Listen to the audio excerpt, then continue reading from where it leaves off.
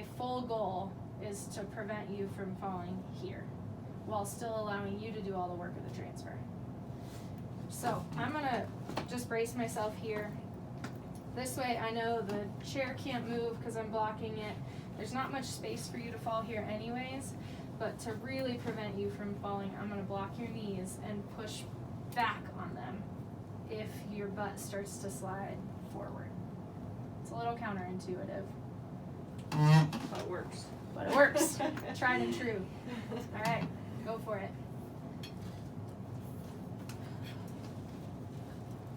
Good. Make sure that board's under you nice and good. And then I'm just watching where her hips are on the board here.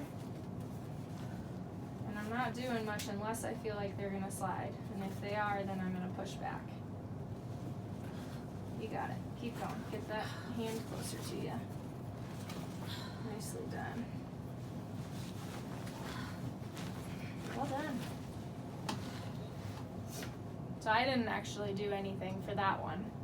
Now, sometimes transfers don't go as you plan them to, right? Sometimes the board slips, or you can't get your hips as far forward, or your balance is off, or you just don't feel quite as strong, and that's okay. If that happens, and I feel like your hips are sliding forward, I would just push back, and you might lose your balance back, but that's okay, because you're on the bed. And I would just help you bring your legs around at that point. Now, bringing the legs around is the part that's probably going to be more than 25 pounds. So that's the part that we need to wait on before you're really ready to spot her for that. Because that's the part that'll take some weight. The actual transfer, though, I can do and spot you safely without really using much of my back at all, as long as I've got a chair. And then Jay, we did this the other day.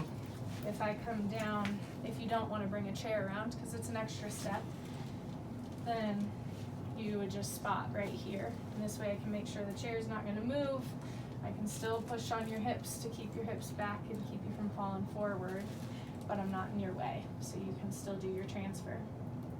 One of the things that tends to happen that's a little challenging is if someone's trying to spot you up at your hips, then they come closer to you, and then you can't get your head as far forward, and then your hips are more likely to slide off.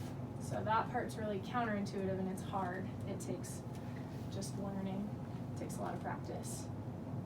So, does that mean I wasn't blocking her properly last night here? That's why she fell like that? Yeah, I think probably. Because I was coming on lifting the her with the robe here. Yeah. Is that why she couldn't bring her head forward? It was Could be. probably part of it. I remember through the slip.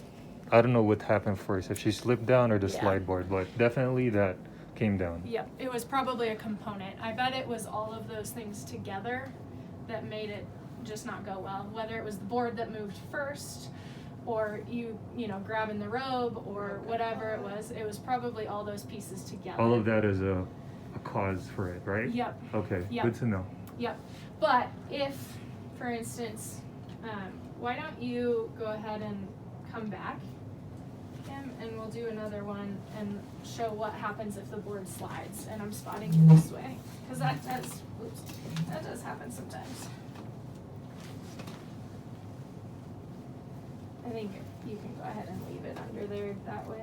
I know the grippy side's not there, but it's pretty far under you, so it'll be okay.